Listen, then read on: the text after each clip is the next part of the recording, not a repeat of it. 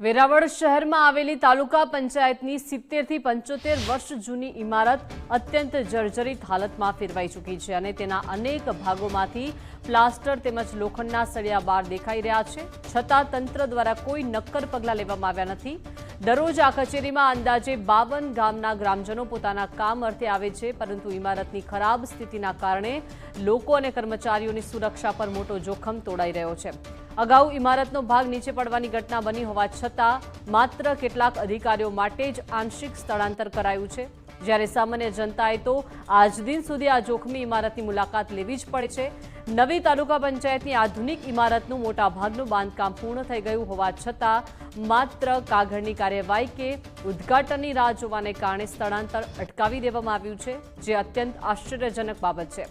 સ્થાનિક નાગરિકો દ્વારા અનેક વખત ઉચ્ચ કક્ષાએ રજૂઆતો કરવા છતાં માત્ર આશ્વાસન જ મળ્યા છે, ત્યારે જો કોઈ મોટી માનુભાઈ દુર્ઘટના સર્જાશે તો તેની નૈતિક અને કાયદાકીય જવાબદારી કોણ સ્વીકારશે તેવો પ્રશ્ન પ્રજાજનો પૂછી રહ્યા છે। તંત્રએ ત્વરિત ધોરણે આ ગંભીર બાબતની નોંધ લઈને નવી ઇમારતમાં કચેરીનું સંપૂર્ણ સ્થળાંતર કરવું અનિવાર્ય બન્યું છે।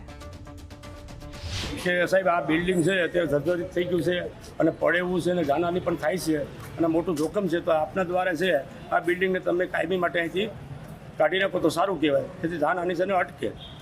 આ બાબતે જાણ કરી તો રાજ્યપાલ સાહેબે મને એવો જવાબ આપ્યો મને કે થોડા દિવસમાં છે ને આપણે ધ્વજ કરી નાખશું, છતાં પણ આ ધ્વજ થઈ નહીં અને પોતાના કર્મચારીઓ માટે એને નુકસાન ન થાય એટલા માટે સરકારશ્રી દ્વારા એનું આ ઓફિસનું સ્થળાંતર કરી નાખ્યું, બિલ્ડિંગ બદલાવી નાખ્યું છે અત્યારે, બરાબર છે।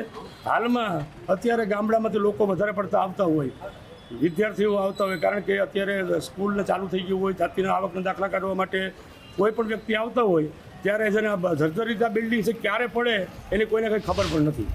અમે વેરાવળ તાલુકા પંચાયતે જે તે ગામ વખતે આવતા હોય, છોકરાઓના દાખલા છે, ઇન્કમ આમાં જવામાં આપણે બીક લાગે છે, જર્જરિત હાલતમાં થઈ ગયું છે, તો આનો સુધારો કરવામાં આવે તો સારું। બિલ્ડિંગ છે ઘણા સમયથી અહીંયા તાલુકા પંચાયતમાં ઉપયોગ થાય છે અને જર્જરિત થવાનું હતું એ પહેલા જ તાલુકા પંચાયત કચેરી નવી જગ્યાએ સ્થળાંતર કરવાની કાર્યવાહી ચાલુ છે। બિલ્ડિંગ છે એ મોસ્ટ ઓફ કામ પતી ગયું છે ત્યારે હવે ફર્નિચર થોડું કરતું કામ બાકી છે, એ ટૂંક સમયમાં અહીંથી આપણે સ્થળાંતરિત થશે।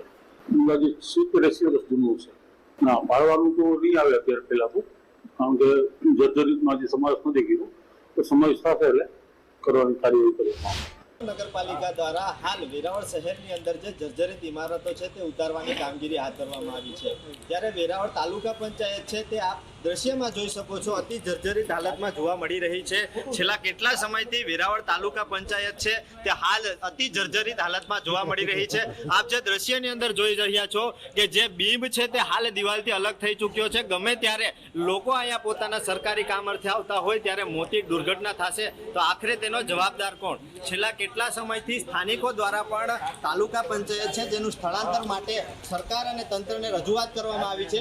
બીજી એક વાત સામે એ પણ આવી રહી છે કે જે તાલુકા પંચાયતનું નવું બિલ્ડિંગ છે તે નિર્માણથી થઈ ચૂક્યું છે, પણ સ્થાનિક જે વહીવટી તંત્ર છે, મંત્રી હોય તેની રાહ જોતા હોય તેવું સામે આવી રહ્યું છે। છેલ્લા કેટલા સમયથી આ બિલ્ડિંગ તૈયાર થયેલું છે, પરંતુ સરકાર અને સ્થાનિક જે વહીવટી તંત્ર છે તેની મેલી મુરાદોને લીધે જે સ્થાનિકો અહીં કામ લઈને આવતા હોય તેના જીવના જોખમાય છે। ચેતન અપરનાથી, ગુજરાત ફર્સ્ટ, ગીર સોમનાથ।